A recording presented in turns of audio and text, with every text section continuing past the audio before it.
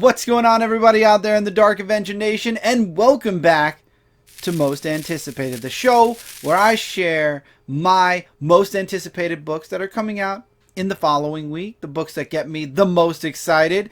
And this episode, I'm going to be doing books that are coming out on September 9th, 2020. And before we get started, I have a little question. And I've noticed for the past 2 months that my most anticipated has always been a list of about 10 books. Should I rename this my top 10 most anticipated books for the week of? Or should this title just remain most anticipated for the week of?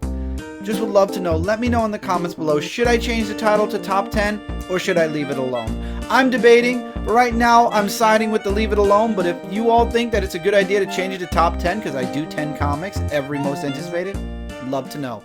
Also, if you haven't already, Celestial Falcon issue number 1 through 2 is available right now on Kickstarter. If you haven't backed the project yet and you'd like to, I hope you go over to the page, back the project, and please share this with as many people as you can, wherever you can. Don't get in trouble for oversharing it, but please do share it. You can go to celestialfalcon.com/KS2, and it'll take you directly to the Kickstarter page. We already passed the $1,000 mark. 2.5 more to go. And we have tons of surprises. We already revealed that with our 50th backer, we are giving all of our backers a digital copy of Healed number 1. It is going to all backers on any tier. So if you do back Celestial Falcon, you will be getting Heal issue number 1 for free as a digital reward. That was our surprise for when we hit our 50th backer, and we hit 50 today as I'm recording this video today. That is something that everybody will be getting as a reward for backing the project. I don't want to get too much into this. Let's get into the week of September 9th, 2020. I'm going to start this off with Cyberpunk 2077 Trauma Team issue number 1. I love when companies do this, and most of the time it's Dark Horse or IDW. Whenever a game comes out, whether it be before the game comes out, after the game comes out, if it's Marvel promoting Spider-Man, Avengers, if it's IDW with Gears of War, or Dark Horse with God of War, and now Cyberpunk 2077. I love when you get a comic series, mini-series that comes out before a game launches, because obviously this is going to be a setup mini-series, or even after a game launches where you get a little bit more story, even if it's a prequel to the game that you just played. I always like when they flesh things out and add more story to the game or story that you're already playing. And Cyberpunk 2077 is, as a matter of fact, one of the most anticipated games from the list of 2020 games. So for there to be a book as well, I'm looking forward to it. So for all my fellow gaming fans out there that do read comic books as well, I'm sure you'll be picking it up. I absolutely will be checking this issue out as well and preparing for November, because that's when Cyberpunk 2077 will be dropping. Nightwing issue number 74. Nightwing, man. I haven't read Nightwing in a long time now. I've been reading Nightwing since the war, the Joker War started. And after the Joker War, I actually will be continuing this. I've actually added Nightwing back to my pull list, so I'll be picking this up in single issue form instead of trade. But Nightwing after this, it's already been announced that he's returning. As a matter of fact, when I did my order with DCBS, that's actually what the whole theme of that issue for Nightwing is going to be about. But we're sticking to the present. And Dickie Boy, oh boy, he is going to be messing with the Bat family. Joker came up with an ingenious plan, and he calls a meeting for the Robins, who actually believe that he got his memories back. And of course we all know it's not true, and he's telling them that it's Batgirl, Barbara, who went cuckoo for Cocoa Puffs. So now he's playing the Bat family against one another, and I wonder what's going to happen when they find out that Dick's actually the one that's working with the Joker, and how is this going to kickstart his memories and finally break through the amnesia that he's been suffering from, and us as readers have been suffering through for so long. I'll be very happy to get past not just the Joker War, but to get past all of the Rick Grayson stuff that we got for the past 2 years now. So I'm really looking forward to seeing what happens next with Nightwing. G.I. Joe, A Real American Hero 274. This has been a Really fun ride. I was going to say this is a long ride, but if in saying long, that would mean that I'm not enjoying it. I actually am enjoying this a lot. This is one of the very few series or arcs I've seen that have 10 issues to its story, from IDW at least. And I've been loving this. I started reading G.I. Joe: A Real American Hero about 5 issues in to this maxi series issue arc, however you want to call it. And I was loving it from then. We are now at 274. I believe after this issue, there's only 2 issues left to this arc, and it's all about rescuing Snake Eyes, and you've got all this other stuff going on. You got Snake Eyes, who's actually escaping. He's already taken down Cobra Commander. He's already finding his ways out. You've got G.I. Joe teaming up with Despero and so many other people to try to save Snake Eyes before he's converted, or before they mess with him and turn him into a Cobra. And it's just fun reading this. And now we're at the point where all of this is going to reach a head. And I've been loving it. The artwork's great. If you've been reading G.I. Joe: A Real American Hero from the Marvel days all the way through till IDW got the license, I'm actually wondering, with Marvel reacquiring so many licenses, I wonder if at some point we might see Transformers and G.I. Joe also return to Marvel. I don't know if they will. I'm not sure. We'll have to wait and see, because those are owned by Hasbro, and Disney doesn't own Hasbro yet, so they might be safe with IDW. We'll have to wait and find out. But G.I. Joe: Real American Hero has been an enjoyment to read. I really wish I can go back and pick up all the previous issues. Unfortunately, trade paperbacks for A Real American Hero are very hard to come by. Next up, we have X-Force issue number 12. New threats come to Krakoa as Wolverine learns of a group that are going to attack Krakoa, who are going to threaten Krakoa, and it's up to X-Force to stop them. And I love how Jean is still on the cover. I wonder if Jean, even though she's like, I quit, I left, I wonder if Jean is going to be sticking around. And we all know that Colossus right now does not want to be involved with Krakoa or with the X-Men or anything. He's questioning things, but Beast wants to enlist him. Beast wants to bring him back.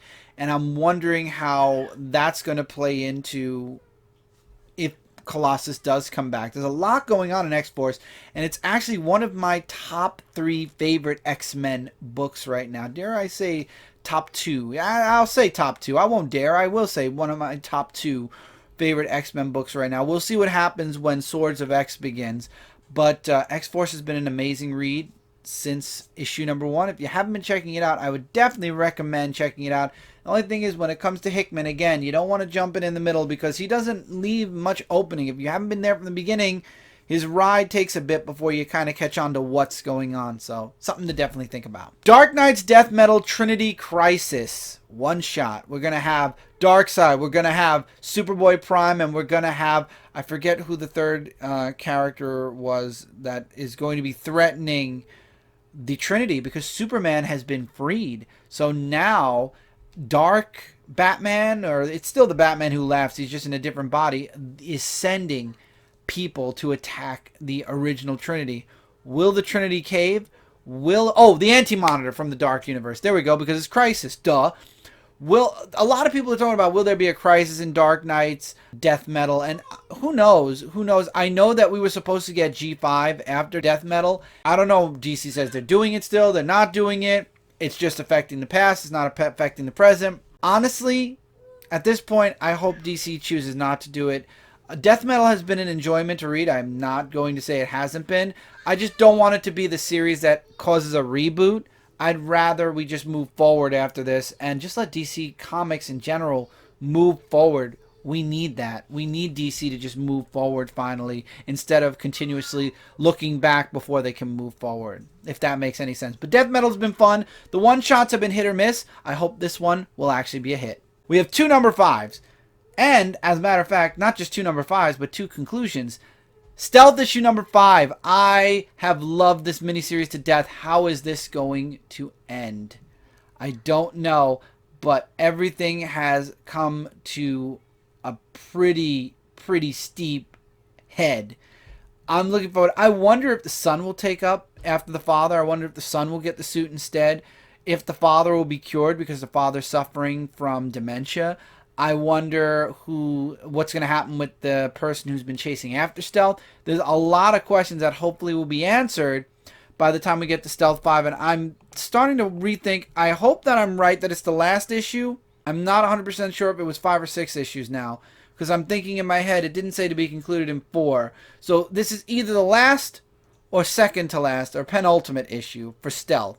However, Resistance number 5 is the last issue. I do know that from AWA. Resistance is the book that kind of grabs all the stuff that's going on in the AWA universe right now and kind of spotlights all of it. It's basically their universe book. And ever since the pandemic that hit, superheroes have been coming out. The government's been trying to stop this from going public.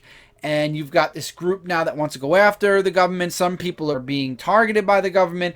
The one thing I can say, the one downside to Resistance is it's a lot of reading. The last issue of Resistance I actually read well after it came out because there was a lot of reading involved and I had a lot of books I was already reading. However, Resistance is a really awesome book. Great artwork. I love the story behind it. If you haven't read Resistance, definitely when this book comes out, check out the trade when it's released by AWA or go back and buy all 5 issues. It's well worth your money. This has been a real enjoyment and I can't wait to see how this miniseries ends. Red Mother issue number 8. I love Red Mother. Everybody knows how much I love Red Mother and I'm waiting for that big twist. At the end of the last issue, we find out that the demon that we thought was killed 2 issues ago is actually back. What does that mean? And how is this going to impact the book? What's going on right now? I still want to know if the boyfriend ends up twisting in the end. I have a feeling that that could happen. That would be a twist because all of her friends and co-workers are working for the Red Mother. I wonder if the boyfriend too is somehow involved. I don't know, but it will be interesting and I can't wait to see if in issue 8 we get maybe a hint of it, maybe not. I don't know. Maybe he's not a part of it and he's going to help her in some way. Again, don't know. And don't forget also the boyfriend who is being pronounced dead. Is he really dead? I don't know.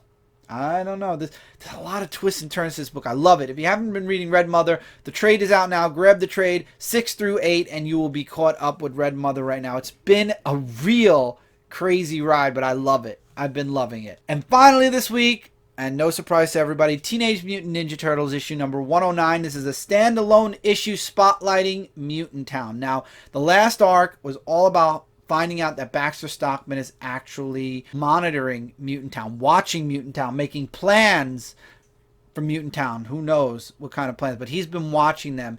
And now in this issue, we're going to actually get a spotlight on Mutant Town, the mutants in it, Turtles in Mutant Town. And I like it because we got it. You know, it happened in issue 100.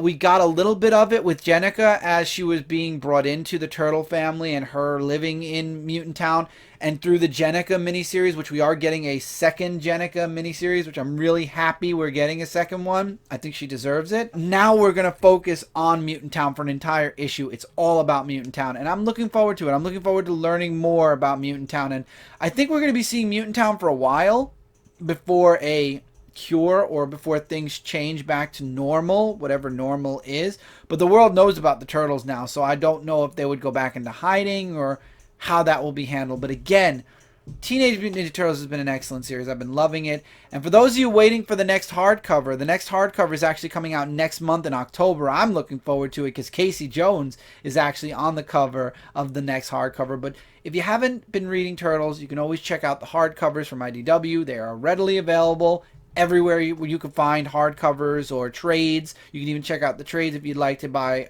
something a little cheaper because the hardcovers are oversized, are full of more books, and because of that they're more expensive. The trades are a little cheaper, but try TMNT. You will not regret it. It is going strong. It is one of the longest running TMNT comic series there are, and I'm so happy, and I truly hope that this series continues for many, many, many more years because it has a really strong team attached to it.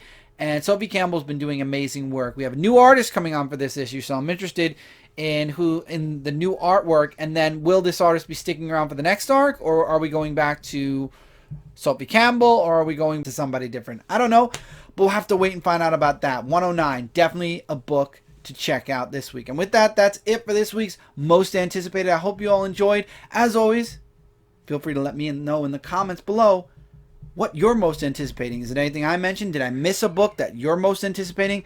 I want to hear your most anticipated. So feel free to share that in the comments below. But till next time, I guess there's nothing left to do except cue the outro. Hey, did you enjoy that video? If you're new, consider clicking that subscribe button for more. Also, click that notification bell to be notified when live streams and videos are posted. Give this video a thumbs up if you liked it. Come over to Facebook.com and join the Dark Avenger Nation to continue the conversation beyond YouTube. Don't forget to check out my website, shootingstaruniverse.com, for all the content I do across the web. And for anything else, check the links in the description below. And as always, take care, keep reading, keep collecting, and I'll see you really soon in the next one.